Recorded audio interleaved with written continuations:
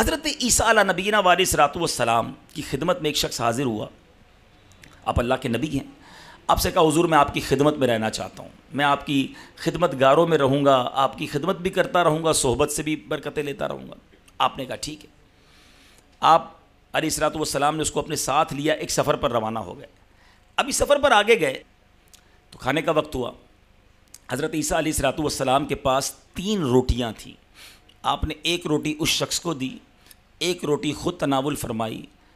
جب دونوں نے ایک ایک روٹی کھا لی تو آپ نہر کے کنارے پانی وغیرہ پینے کے لیے تشریف لے گئے.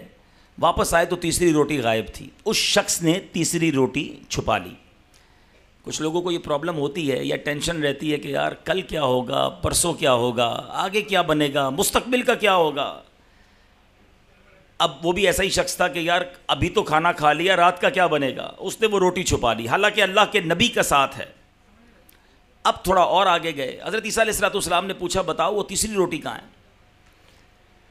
اب اس شخص نے جھوٹ کہا کہ حضور مجھے نہیں پتا وہ تیسری روٹی کہاں ہے. آپ خاموش ہو گئے. تھوڑا آگے گئے. ایک ہرنی جا رہی تھی, اس کے بچے بھی ساتھ تھے. آپ نے ایک ہرنی کے بچے کو اشارہ کیا, بچہ خود ہی چلتا ہوا آپ کے پاس آ گیا. آپ نے ذبح کیا, اس کو بھونا, اس کے گوشت کو دونوں نے مل کر کھایا.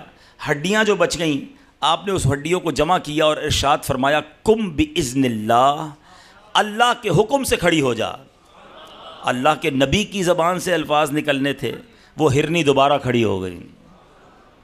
آپ نے اس شخص سے کہا جس رب نے مجھے یہ معجزات دکھانے کی طاقت اور قوت عطا کی ہے, میں تجھے اس کی قسم دیتا ہوں, بتا تیسری روٹی کہاں گئی.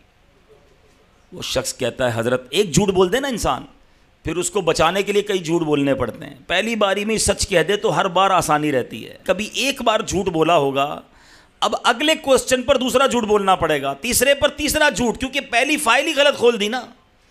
کہتا حضور مجھے نہیں پتا تیسری روٹی کہاں گئی.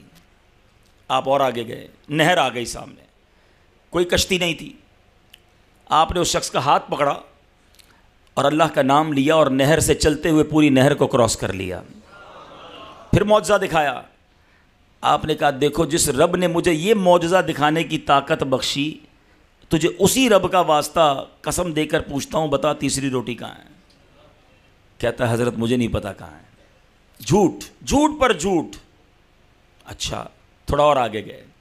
اللہ کے نبی ہیں نا, ان کی تو حکمتیں, ان کا انداز, ان کی فراست. اب آپ نے مٹی کا ایک ڈھیر بنایا.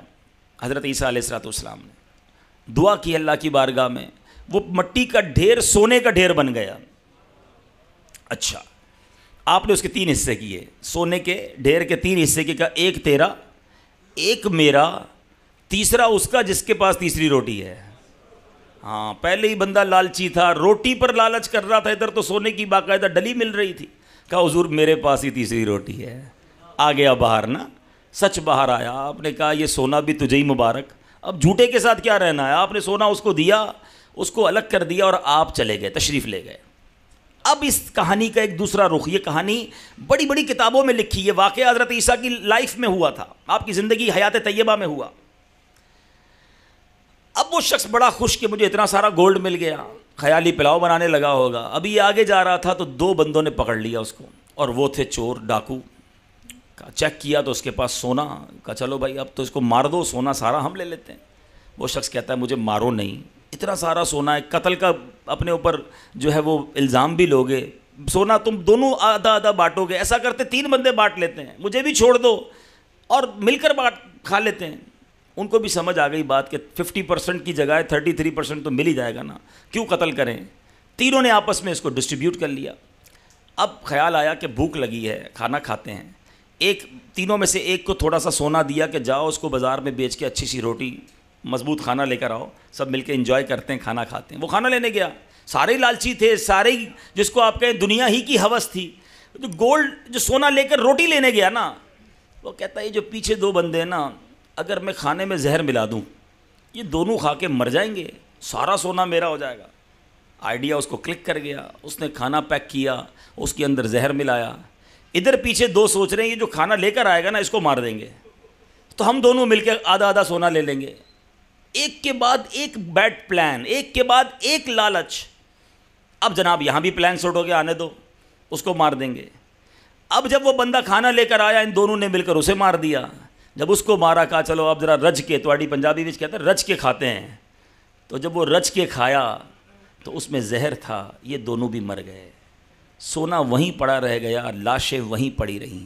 حضرت عیسیٰ علیہ الصلوۃ والسلام کچھ دنوں کے بعد آفٹر فیو ڈیز وہیں سے گزرے, واپس آ رہے تھے, دیکھا 3 لاشیں پڑی ہیں سڑی گلی, اور وہ سونا جو آپ نے چھوڑا تھا وہ ویسے کا ویسے ہی پڑا ہے.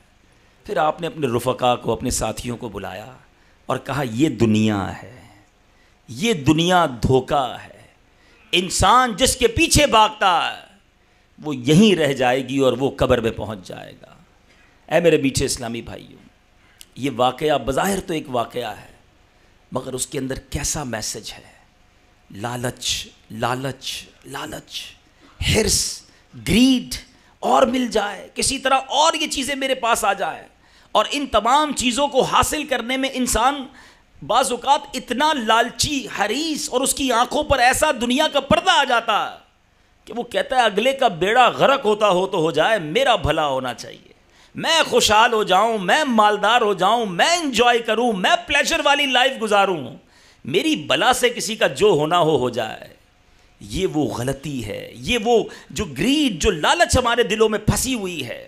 پھر مال کمانے کی لالچ تو ایسی ہے جس میں انسان اس قدر آگے بڑھ جاتا ہے کہ نہ اپنے کو دیکھتا ہے, نہ پرائے کو دیکھتا ہے, نہ حلال کو دیکھتا ہے, نہ حرام کو دیکھتا ہے, نہ جائز دیکھتا ہے, نہ ناجائز دیکھتا ہے, نہ کسی مسلمان کا بھلا دیکھتا ہے. اس قدر بری باتیں ہو رہی ہیں اور ایسی باتیں سامنے آتی ہیں. ایگزامپل کے طور پر اسی شہر کے بارے میں سنا تھا نا کہ گوشت کی بجائے کیا کھلایا جا رہا تھا. یہ کیا یعنی مرنا نہیں ان لوگوں کو کہ جو لوگ چند سکوں کی خاطر حرام گوشت کھلا دیں گے. دوائیوں کے اندر ملاوٹ, کھانے کی چیزوں کے اندر ملاوٹ, اینٹی بائیوٹک یا وہ دوائیں جو جان بچانے والی ادویات کہلاتی ہیں, چند سکوں کی خاطر اس میں بھی لوگ ملاوٹ کرتے ہیں. پچھلے دنوں کے اسکینڈل پکڑا گیا کہ جس میں بلڈ جو مریضوں کو دیا جاتا ہے اس بلڈ کے اندر ملاوٹ. یہ کیا ہے؟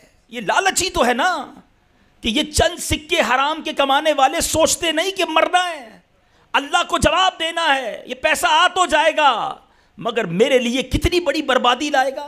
جو ظلم کر کے پیسہ کماتے ہیں, جو رشوت کا پیسہ کماتے ہیں, جو اللہ کو ناراض کر کے پیسہ کماتے ہیں, وہ سوچتے کیوں نہیں کہ پیسہ ہی سب کچھ نہیں.